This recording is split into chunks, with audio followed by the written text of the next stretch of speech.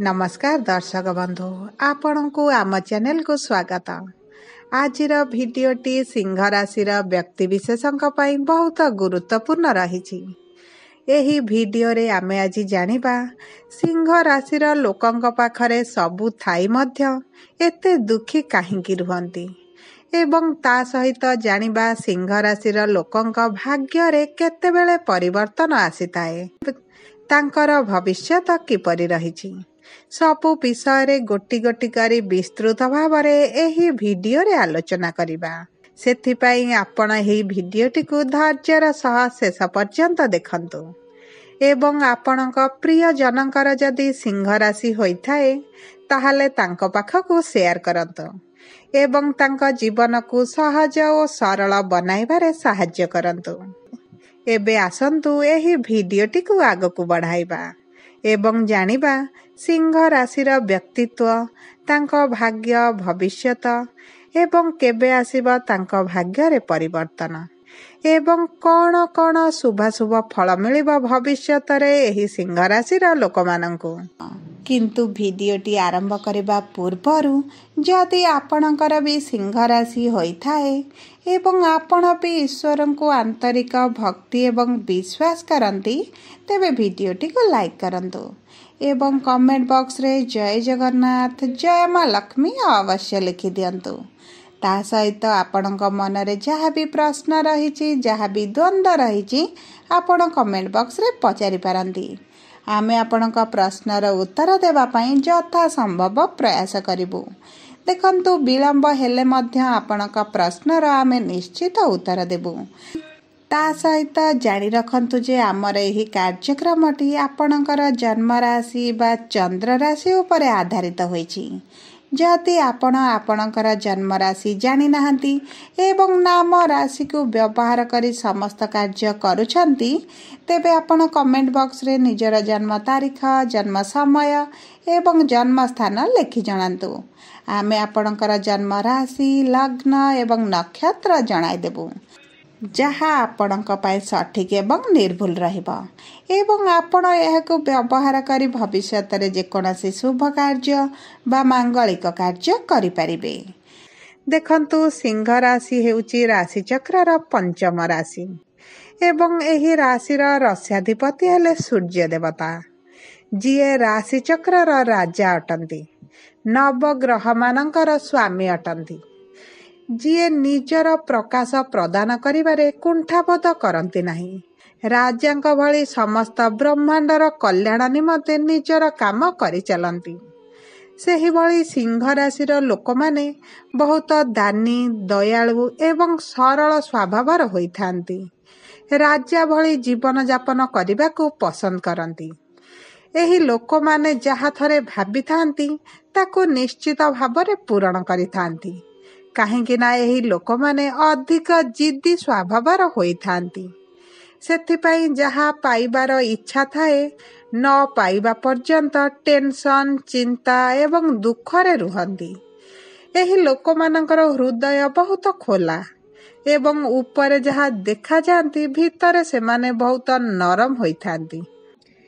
एही लोकमानंकु थरे जिए देखे से ता मन भितरे एमाने गर्वी अहंकारी बोली भाबी नहीं थाए, किंतु प्रकृतरे एमाने बहुत नरम मेलापी स्वभावर एवं सहजरे लोकों को विश्वास करती, जोंथिपाई बारंबार धोखा मध्य खाई थांती।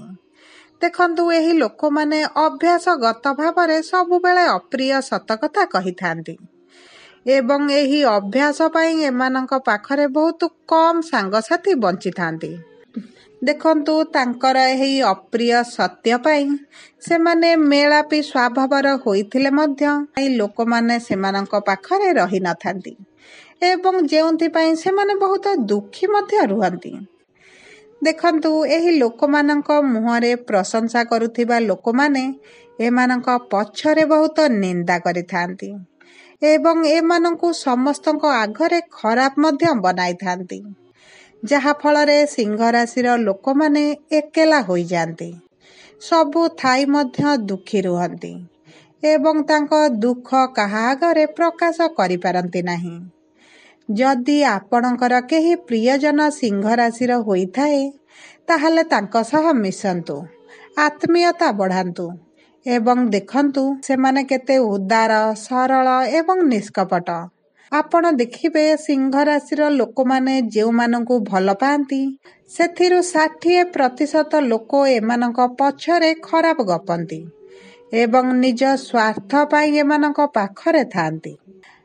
ତେଣୁକରି ଆପଣ ଯଦି ସିଂହ ରାଶିର ବ୍ୟକ୍ତି ଅଟନ୍ତି ଆପଣ ଟିକେ ସଜାଗ ରୁହନ୍ତୁ, କାରଣ ଆପଣ ଯାହାକୁ ଅଧିକ ଭଲ ପାଆନ୍ତି ସେହି ଲୋକମାନେ ଆପଣଙ୍କୁ ପ୍ରତାରଣା କରିବାର ସମ୍ଭାବନା ଅଛି। ଆପଣଙ୍କ ସହିତ ବିଶ୍ୱାସଘାତକତା ହେବାର ସମ୍ଭାବନା ସବୁବେଳେ ରହିଛି। ଆପଣ କାହାକୁ ଧୋକା ଦେବାକୁ ଚାହାନ୍ତିନି କିମ୍ବା ସେହି ବିଷୟରେ ମଧ୍ୟ କେବେ ଚିନ୍ତା ମଧ୍ୟ କରନ୍ତି ନାହିଁ, କିନ୍ତୁ ଏହା ଆପଣଙ୍କ ନିଜର ଭାବୁଥିବା ଲୋକମାନେ ଭାବନ୍ତି ନାହିଁ। ବହୁତ ସହଜରେ ଆପଣଙ୍କୁ ଧୋକା ମଧ୍ୟ ଦିଅନ୍ତି। ସବୁଠାରୁ ବଡ଼ ଦୁଃଖ ସିଂହ ରାଶିର ଲୋକମାନଙ୍କର ହେଲା ଏମାନେ ଯେତିକି ଭଲ ପାଇବା ଖୋଜନ୍ତି ସେମାନଙ୍କୁ ସେତିକି ଭଲ ପାଇବା ମିଳିନଥାଏ, ବିଶେଷ ଭାବରେ ନିଜର ଜୀବନ ସାଥୀଙ୍କ ଠାରୁ ମିଳିନଥାଏ। ସେଥିପାଇଁ ଏମାନେ ନିଜକୁ ସବୁଠାରୁ ଅଧିକ ଦୁଃଖୀ ବୋଲି ଭାବନ୍ତି। ପତି ପତ୍ନୀଙ୍କ ମଧ୍ୟରେ ଅଧିକାଂଶ ସମୟ କଳହ ମଧ୍ୟ ଲାଗି ରହେ।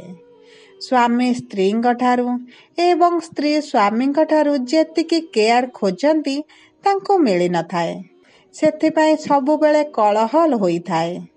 ସବୁ ପରେ ମଧ୍ୟ ଏମାନେ ବ୍ୟବସାୟରେ ଭଲ ଉନ୍ନତି କରନ୍ତି, କାରଣ ଏମାନଙ୍କ ବ୍ୟକ୍ତିତ୍ୱ ବହୁତ ଦାନୀ ସ୍ୱଭାବର ହୋଇଥାଏ। ତେଣୁକରି ତାଙ୍କ ବ୍ୟବସାୟ ବଢ଼ାଇବାରେ ଏହି ଗୁଣଟି ତାଙ୍କୁ ବହୁତ ସାହାଯ୍ୟ ମଧ୍ୟ କରିଥାଏ। ଏହି ଲୋକମାନଙ୍କ ଆଗରେ ମିଛ କହିବା କିମ୍ବା ବାରମ୍ବାର ଗୋଟିଏ କଥାକୁ କହିଲେ ଏମାନେ ଚିଡ଼ି ଯାଆନ୍ତି ଏବଂ ରାଗି ମଧ୍ୟ ଯାଆନ୍ତି, କିନ୍ତୁ ଆପଣଙ୍କର ଯଦି କିଛି ଅସୁବିଧା ଏମାନଙ୍କ ଆଗରେ କୁହନ୍ତି ଏମାନେ ଲାଗି ପଡ଼ନ୍ତି ସମାଧାନ କରିବା ପାଇଁ। ଦେଖନ୍ତୁ, ଆପଣଙ୍କର ସ୍ୱାମୀ ସୂର୍ଯ୍ୟ ହୋଇଥିବାରୁ ଆପଣ ଯଦି ରବିବାର ଦିନ ଗୋଟିଏ ବେଳା ଭୋଜନ କରନ୍ତି ଆଉ ସୂର୍ଯ୍ୟ ଅସ୍ତ ପରେ ଖାଦ୍ୟ ନ ଖାଆନ୍ତି ଆପଣଙ୍କ ପାଇଁ ଶୁଭ ରହିବ। ଆପଣଙ୍କର ରୋଗ, ଦୁଃଖ, କଷ୍ଟ କିଛି ମାତ୍ରାରେ କମ୍ ହୋଇଯିବ। ତା ସହିତ ଯଦି ଆପଣ ରାତ୍ରିରେ ଭୋଜନ ନ କଲେ ରହିପାରିବେନି ତାହେଲେ ଆପଣ ଅନ୍ନ ନ ଖାଇ ଅନ୍ୟ ସାତ୍ୱିକ ଖାଦ୍ୟ ଖାଆନ୍ତୁ। ଚେଷ୍ଟା କରନ୍ତୁ ଆମିଷ ରବିବାରରେ ନ ଖାଇବା ପାଇଁ। ଏହା ଆପଣଙ୍କ ପାଇଁ ବହୁତ ଶୁଭ ରହିବ। ପ୍ରତିଦିନ ଆପଣ ସୂର୍ଯ୍ୟଙ୍କୁ ଜଳ ଅର୍ପଣ କରନ୍ତୁ, ଆପଣଙ୍କ ପାଇଁ ଭଲ ରହିବ। ଯଦି ଦେଖିବେ ରବିବାର ଦିନ ଏକାଦଶୀ ବ୍ରତ ପଡ଼ୁଛି ଆପଣ ରବି ନାରାୟଣଙ୍କ ବ୍ରତ କରନ୍ତୁ, ଆପଣଙ୍କ ପାଇଁ ଭଲ ରହିବ। ଯଦି ଆପଣଙ୍କ ସାଥୀଙ୍କର ସିଂହ ରାଶି ହୋଇଥାଏ ଆପଣ ଟିକିଏ ଥଣ୍ଡା ରହିବାର ଆବଶ୍ୟକତା ଅଛି, କାରଣ ସିଂହ ରାଗିଗଲେ ସବୁକିଛି ବିଗାଡ଼ି ଦିଏ ଏବଂ ସେମାନେ ସହଜରେ ମଧ୍ୟ ଶାନ୍ତ ପଡ଼ନ୍ତି ନାହିଁ। ସେଥିପାଇଁ ଆପଣଙ୍କ ଜୀବନ ସାଥୀଙ୍କ ହିସାବରେ ଟିକିଏ ନରମ ରହିଗଲେ ଆପଣଙ୍କୁ ଭଲ ରହିବ। ଯଦି ଆମେ ସିଂହ ରାଶିର ହୃଦୟର କଥା କହିବା ତାହେଲେ ଏମାନଙ୍କୁ ବୁଝିଲା ଭଳି ଲୋକ କେହି ଜନ୍ମ ହୋଇନାହାନ୍ତି। ଏମାନେ ଯାହାକୁ ଭାବନ୍ତି କି ଇଏ ମୋ ମନ କଥା ବୁଝିବ ବୋଲି ସେହି ଛାଡ଼ି ଚାଲି ଯାଇଥାଏ। ସେଥିପାଇଁ ଏମାନେ ଏକେଲା ରହନ୍ତି ଏବଂ ହୃଦୟରେ ବହୁତ ଦୁଃଖ କଷ୍ଟ ଜାବୁଡ଼ି ଧରି ରଖିଥାନ୍ତି। ସବୁ ପରେ ଏମାନେ ବହୁତ ଖୋଲା ମିଜାଜର ହୋଇଥାନ୍ତି। କଥା ହେଲା ସମୟରେ ସବୁ କିଛି ଭାବରେ କଥା ହୁଅନ୍ତି, କିନ୍ତୁ ସବୁ ସେୟାର କରନ୍ତି ନାହିଁ।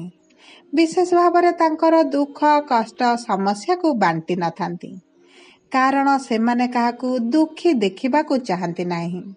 ବିଶେଷ ଭାବରେ ତାଙ୍କର ଆତ୍ମୀୟ ସ୍ୱଜନମାନଙ୍କୁ ସେ କେତେବେଳେ ଦୁଃଖୀ କରିବାକୁ ଚାହାନ୍ତିନି।